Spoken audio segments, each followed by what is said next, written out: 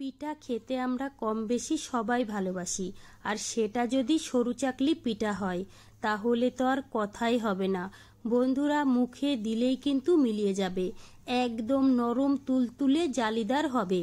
বন্ধুরা, শুধুমাত্র এক বাটি আতপ চাল দিয়ে বানিয়েছি, খেতে কিন্তু ভীষণ ভালো হয়েছিল। চলুন তাহলে শুরু করা যাক। সবার প্রথমে নিয়েছি এখানে এক বাটি আতপ চাল, 2 থেকে 3 ঘন্টা আগে আমি ভিজিয়ে রেখেছিলাম। এবার কিন্তু ভালো করে ধুয়ে নিতে হবে।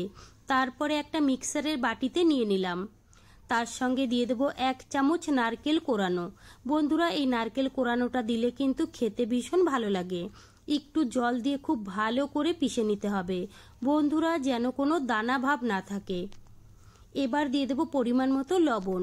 লবণটা দিয়ে খুব ভালো করে মিশিয়ে নিতে হবে। 1 থেকে 2 মিনিট খুব ভালো করে মিশিয়ে নিলাম। ব্যাটারটা কিন্তু অনেকটাই ঘন। এখানে এবার আমি জল দিয়ে দেব। বন্ধুরা, এখানে কিন্তু আমার জলের পরিমাণটা 1 গ্লাসের থেকে সামান্য একটু কম লেগেছিল।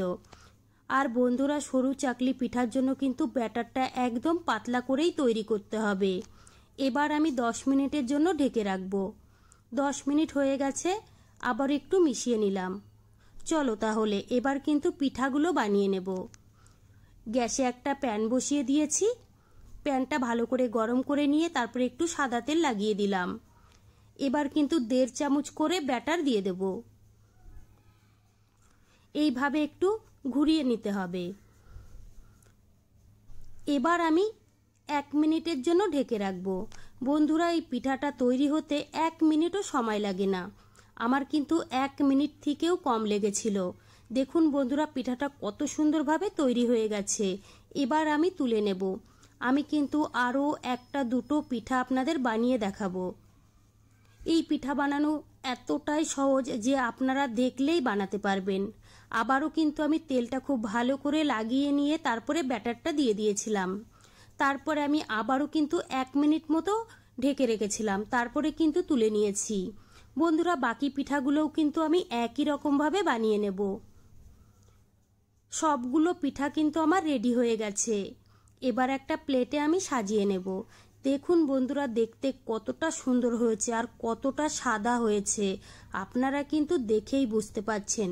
আর একদম নরম তুলতুলে জালিদার হয়েছে। একটা পিঠা আমি আপনাদের দেখিয়ে দিলাম, দেখুন কতটা জালিদার হয়েছে। খেতেও কিন্তু ভীষণ ভালো হয়েছিল। খেজুরের গুড় দিয়ে এই পিঠাটা খেতে কিন্তু ভীষণ ভালো লাগে। তো বন্ধুরা, আমার রেসিপি কেমন লেগেছে কমেন্ট করে জানাবেন। ভালো লাগলে প্লিজ আমাকে সাপোর্ট করবেন। বাড়িতে বানালে কমেন্টে জানাতে ভুলবেন না খেয়ে আপনাদের কেমন লেগেছে।